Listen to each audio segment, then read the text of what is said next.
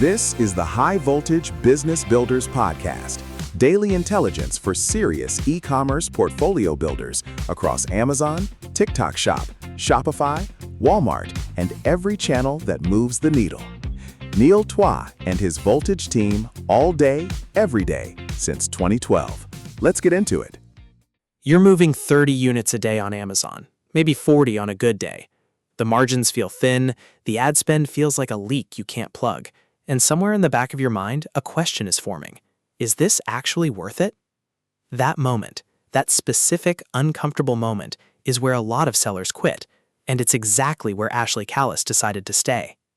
12 months later, her medical-grade scar care brand had generated $743,800 in verified revenue. Not projected, not estimated, confirmed in Seller Central.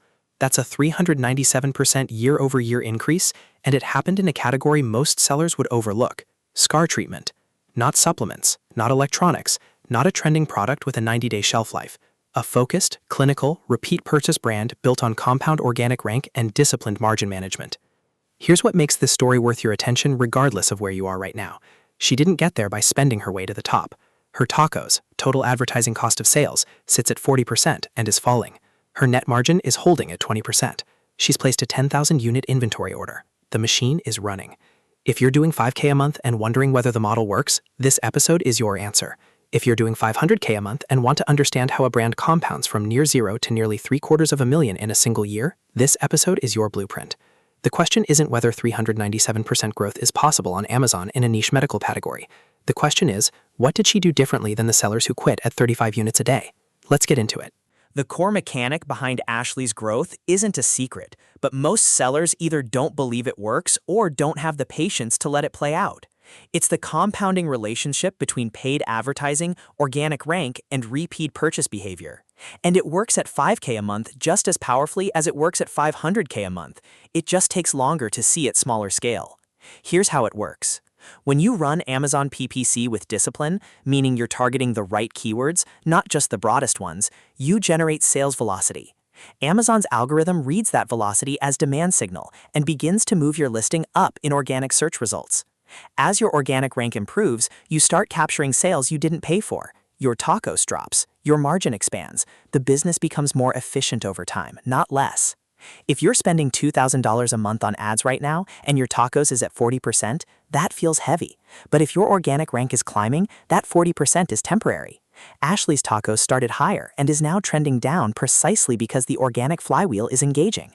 That's not luck, that's the model working. For a seller doing $10K a month, this means your ad spend isn't just buying today's sales, it's buying tomorrow's organic position.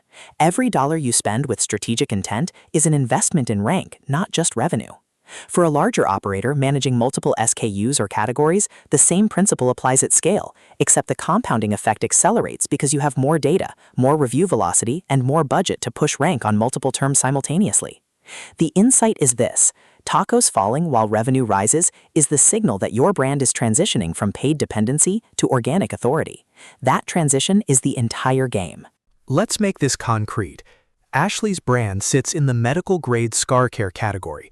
Think post-surgical scar treatment, silicone-based formulations, clinical positioning. It's not a glamorous category. It doesn't go viral on TikTok. But it has something more valuable than virality. It has a buyer with a real problem, a willingness to pay for a credible solution, and a high likelihood of repeat purchase. 12 months ago, she was moving 30 to 40 units a day. Revenue was modest. The ad spend felt disproportionate to the return. She was at the decision point that ends most Amazon businesses. Not a dramatic failure, just a slow erosion of confidence. She stayed. She tightened her keyword targeting, focused her PPC budget on the terms most likely to convert, and let the organic rank build. She didn't slash ad spend to chase short-term margin. She kept the investment consistent and trusted the compounding effect to show up in the data. Over 12 months, it did. $743,800 in revenue. 397% year-over-year growth confirmed in Seller Central. Net margin at 20%. Tacos at 40% and declining. And now a 10,000 unit inventory order that signals she's not just surviving, she's scaling with conviction.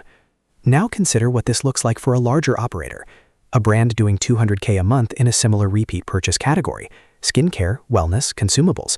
can use the same flywheel logic to systematically reduce paid dependency across an entire catalog. The math just has more zeros, but the principle is identical. Sellers who survive platform changes and category pressure do one thing differently. They treat ad spend as rank investment, not just revenue generation.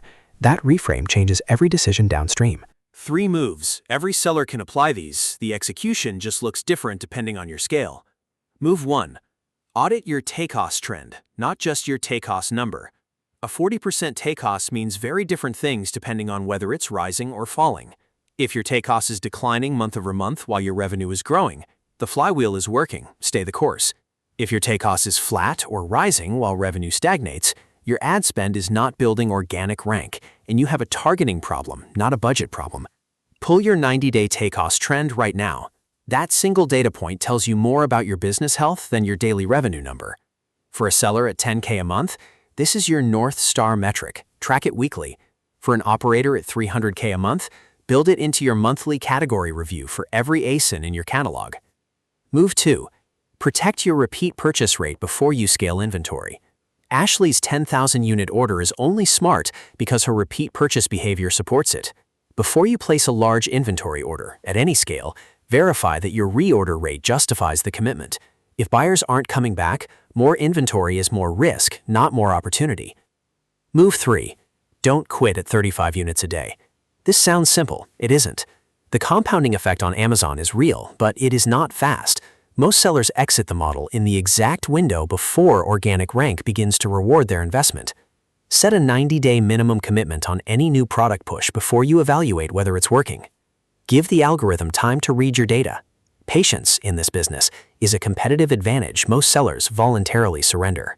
Ashley Kalus was 30 to 40 units a day and questioning everything. 12 months later, she's at $743,800 in verified revenue with a 20% net margin and a 10,000 unit inventory order in motion.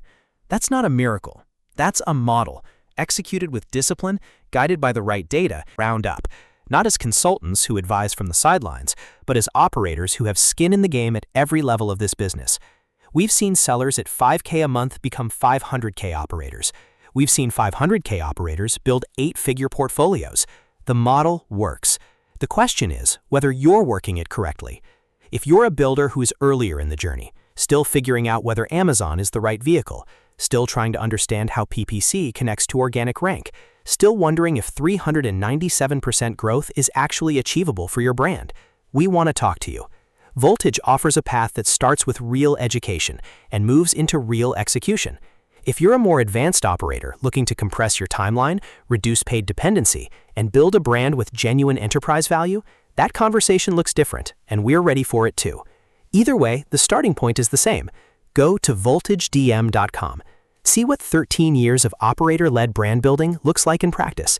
No pressure, no pitch theater, just a real conversation about where your business is and where it could go. You just heard Ashley's story. Now build yours. This is the High Voltage Business Builders Podcast. That's a wrap on today's episode. If something we covered today sparked an idea or made you wonder where you actually fit in the e-commerce landscape, there's a good place to start. Head over to voltagedm.com/discover. Answer a few questions, and we'll point you toward the right path for where you are right now. We'll be back tomorrow with another edge. Until then, stay high voltage.